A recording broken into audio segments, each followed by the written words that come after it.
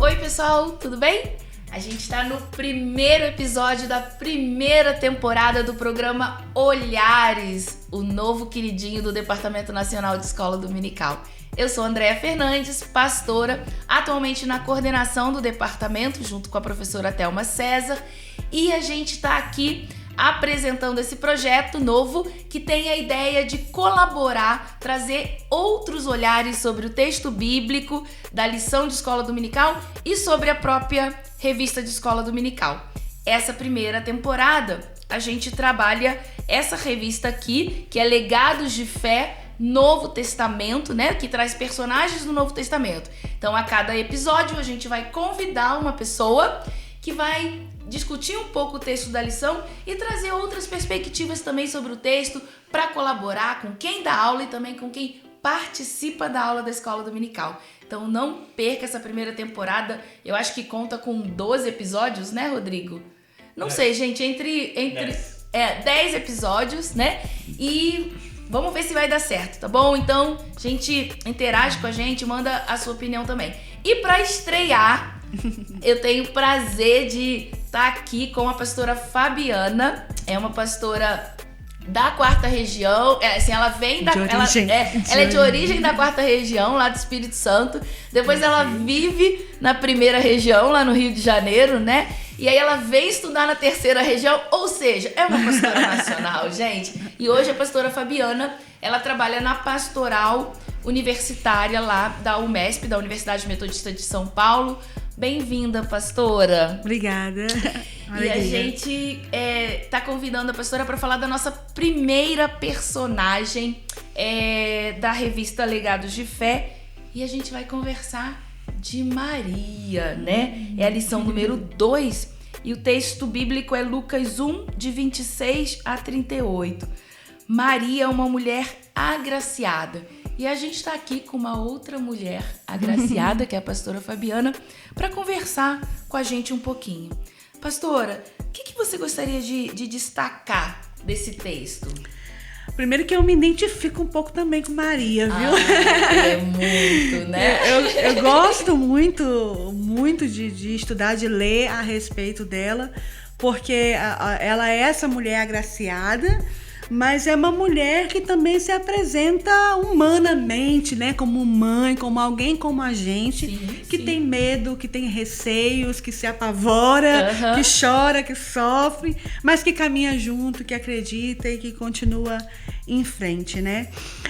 Eu destaco aqui nesse texto de Maria, inicialmente, quando ela recebe aí a visita do anjo, aí a gente vê lá no versículo 29, que diz que ela se perturbou-se muito. Perturbou-se muito.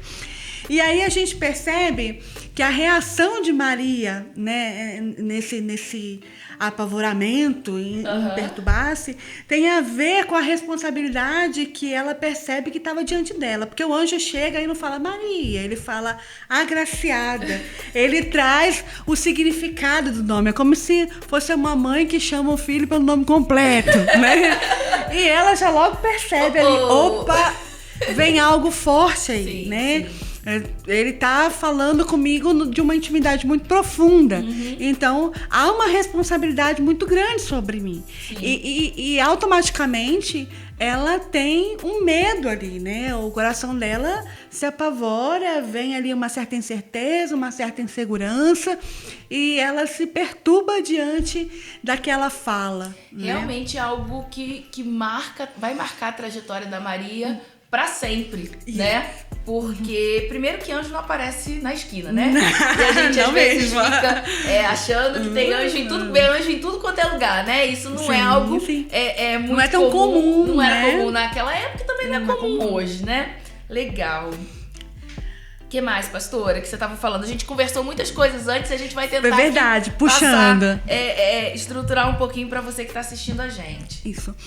A outra questão também que eu destaco um pouco é essa relação dela com José. né? A gente às vezes tem a ideia de achar assim, puxa, José aceitou com muita facilidade, né? Mas na verdade o texto bíblico não revela que a aceitação de José tenha sido tão fácil.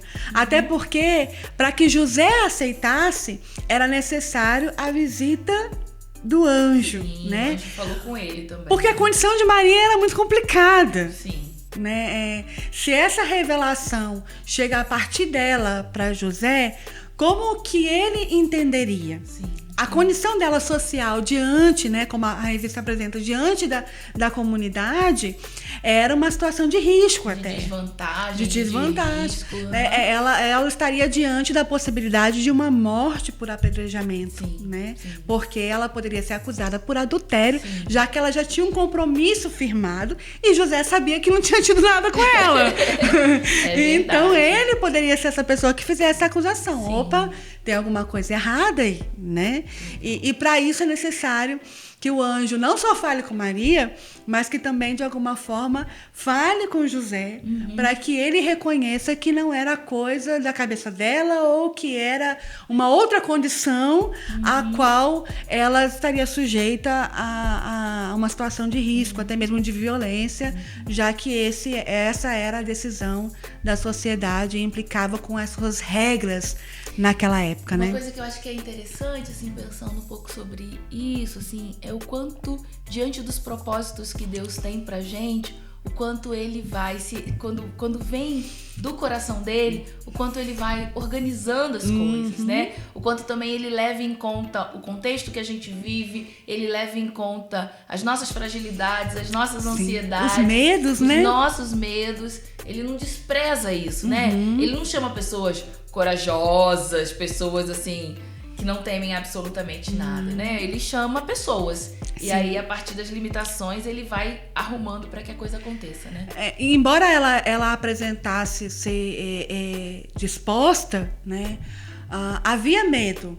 Tanto que o anjo diz, não temas. Não temas. Porque quando Deus diz não temas, é porque há medo.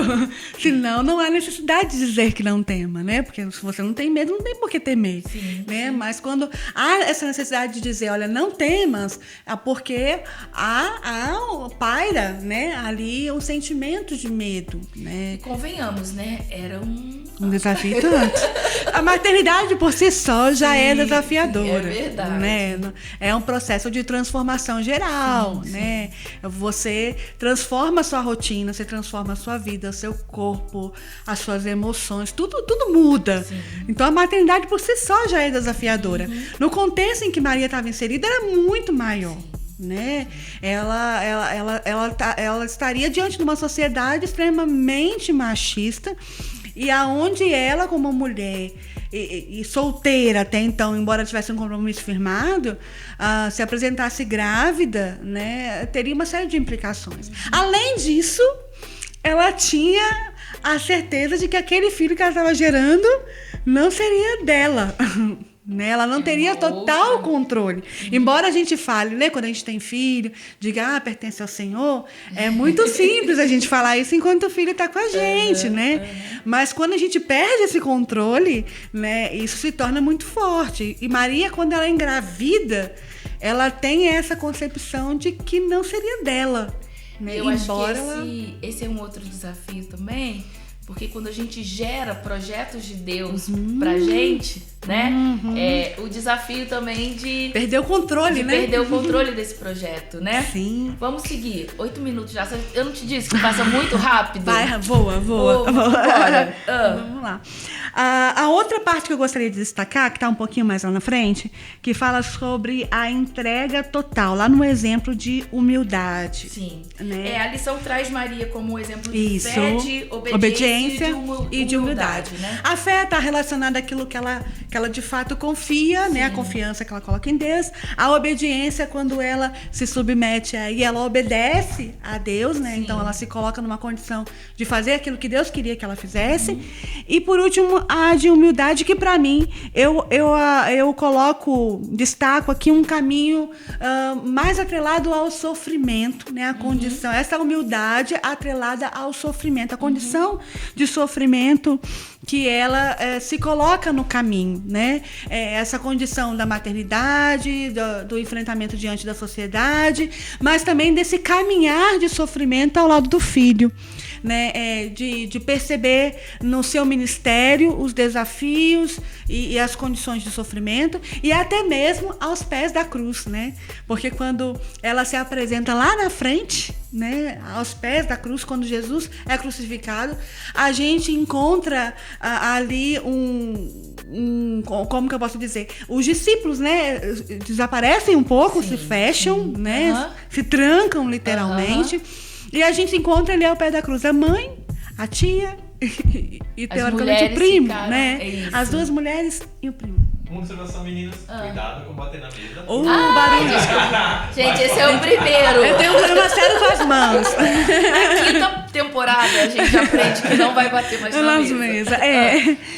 E ela, quando ela está ali ao pé da cruz, né? Ela ainda recebe o cuidado de filho, né? Quando Jesus diz, olha, eis aí, né, para João, né? Eis aí a tua mãe, eis aí o teu filho. Constrói ali um vínculo de família mais aos pés da cruz, né? Do que de sangue propriamente dito, mas uma família que surge com laços do coração, sim, né? Sim. A gente vai vendo que Maria, ela vive esse caminhar, né, diante de humildade, mas atrelada ao sofrimento, né, à angústia, porque ela é mãe, ela chora, ela sofre, ela sente também as angústias que o filho estava vivenciando, sim, também naquele ministério, né, a qual havia se submetido.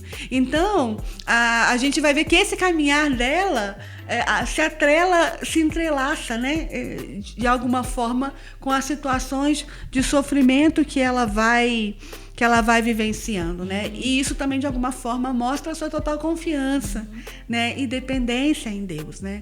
De confiar que Deus estava ali direcionando todas as coisas e que ela poderia se submeter à vontade dele, mesmo diante daqueles desafios. E eu acho que às vezes a gente passa por esse caminho também, né?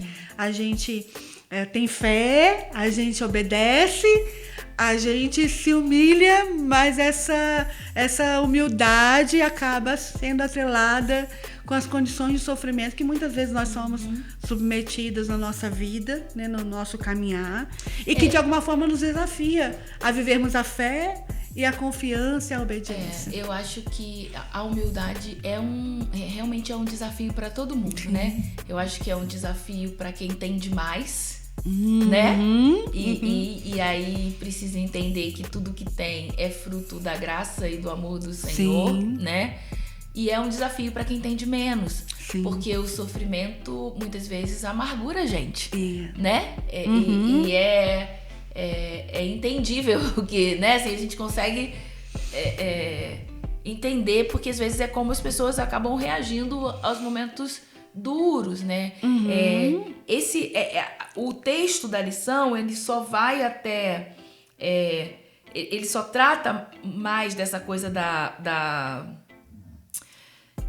do anúncio do nascimento, né? Mas logo depois disso, Maria vai para Isabel, tem aquela outro momento, né? Outro momento, vai visitar a sua parenta, e aí depois tem toda ali, encontra também uma mulher grávida, eu acho que é um refúgio, né? Isabel se torna, diante daquela notícia bombástica, a casa de Isabel um refúgio para Maria começar a ruminar aquela notícia. E colocar em ordem, né? Colocar em ordem as coisas, né? E aí tanto dá certo que depois ela explode num cântico, que é um cântico extremamente poderoso, né? É um cântico que dá ela, a mulher que não fala,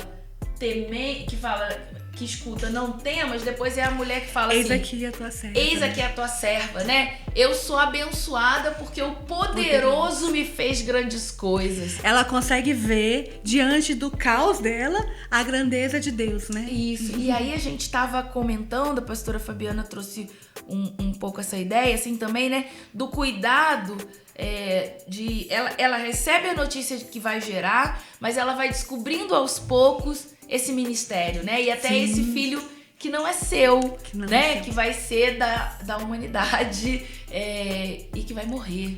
né? E ela vai construindo isso aos poucos, né? Poucos. Não é algo automático, né? A gente estava conversando, Sim. né? Que às vezes Deus vai dando a notícia contra a gota. As coisas vão acontecendo aos poucos, porque, de fato, humanamente, talvez a gente não tenha condição de lidar com tudo. É muito interessante, porque Paulo fala um pouco sobre isso lá em Corinto, quando ele diz, a gente só vê uma parte. Isso. Né? Porque eu acho que, em alguns momentos, nós não teríamos mesmo condição de ver o todo. Maria não teria condição de ver o todo, né? De saber assim... Olha, você sabe que vai gerar o Filho de Deus, mas qual é a trajetória desse filho? Ela vai descobrindo no caminho, né? Até o próprio Jesus também, humanamente encarnado, ele também vai descobrindo no caminho. Tanto que ele mesmo diz, né? Ele mesmo diz, né? A minha alma está abatida, né? Aparta de mim esse cálice, né? Estou chorando. Sim. A Bíblia vai trazendo alguns relatos desse Jesus humano. Né? O Cristo divino entende a dimensão do sacrifício, do ser né? humano, mas, né? assim, naquilo que diz respeito às emoções humanas para esse projeto divino, Jesus também vai se deparando com tudo isso, né? Vai dando esses sinais. E Maria vai descobrindo também nesse caminho todo o projeto de Deus, né? Sim. Ela ali conhece apenas a primeira parte, né, nesse texto que a gente viu.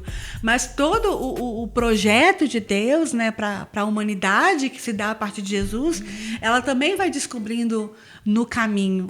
E eu acho que isso é extremamente importante, porque eu acho que como mãe, talvez ela se apegasse, né? E dissesse, não, então melhor não, né? E aquela coisa da dona da missão que você estava falando? Da continuidade da missão que se dá nesse caminho, é verdade. A minha mão. Desculpa, viu? Que se dá no caminho, né? A gente vai percebendo que ela entende que ela é serva nessa missão, mas que ela não é dona da missão. Por conta dessa construção que se dá no caminho, ela entende assim, opa, eu tenho um serviço a cumprir, mas eu não sou a dona da missão. Deus é o dono da missão, né? E como a gente precisa disso, né, pastora? Porque às vezes os projetos são gerados no nosso coração, a gente dá a nossa vida por eles, né? A gente vai desenvolvendo, só que a gente vai tendo uma relação distorcida de mãe ou de pai que gera criança, mas que não quer largar. Não quer largar. Né? E é muito interessante. Isso é danoso pra gente. Porque a pergunta que é feita aqui é exatamente isso, né? O que a vida de Maria nos ensina sobre o envolvimento no projeto de Deus, né? Eu acho que vai por essa perspectiva da missão, de entendermos que nós temos parte nessa missão até um certo ponto. Sim. Mas o dono dessa missão é o Senhor. E às vezes a gente precisa ter esse exercício de Maria, e aí a gente volta lá no começo, né, de Maria, de se submeter à vontade de Deus, que nem sempre é a nossa, né, e entender. Que ela tava pensando no chá de panela, né? Ela tinha um contrato. O projeto era um. O projeto dela era um, né? Ela era uma menina do povo, uma menina periférica, enfim, como todas as meninas iam, assim, era uma vida normal, uma vida tranquila, e aí de repente tudo muda. Então de chá de panela vira chá de fralda. Pois é isso aí, né? Do chá de panela, eu saio do chá de panela e vou fazer chá de fralda numa sociedade que precisa de chá de panela antes do chá de fralda. Opa, né? E como, né? E além disso, né, essa dimensão de que como vai ser o meu futuro, né? Como vai ser daqui por diante? E viver a missão de Deus é não ter controle sobre o amanhã. E né? aí o não temas tem um significado. Totalmente. Cabe plenamente aqui, né? Porque você está diante de algo que você não tem controle, né? Entender que aquilo faz parte da missão de Deus, mas que você não consegue ver nada além daquilo que está acontecendo hoje. É muito complicado. E não temer faz todo sentido. É verdade. Né? Do tipo assim, ó, viva hoje e não tenha medo do que vai acontecer amanhã. O anjo já dá sinais nessa palavra de que ia vir algo difícil pelo caminho, né? Não temas, né? Não temas. A trajetória vai ser complicada. Mas você também não vai estar só. Não foi o José que falou, não foi a mãe, o pai dela, não foi a sociedade. foi o anjo do Senhor, né? Foi uma mensagem vindo da parte de Deus. Não temas. E é uma mensagem que fica pra mim, é uma mensagem que fica pra você, e é uma mensagem que fica pra você que tá hoje escutando a gente, E precisa né? ter muita fé pra poder entender esse não temas. Isso. E se colocar a serviço do projeto de Deus. Uhum. Bem, gente, a gente termina por aqui. Eu espero que vocês tenham gostado. Segue a gente, assim, vejam os programas, dá um retorno pra gente, tá bom? E o próximo programa a gente conta com o pastor Eber, que vai falar sobre José. Pastor, a gente vai dar continuidade a essa história aí da família de Jesus. Não perca! Tchau, tchau!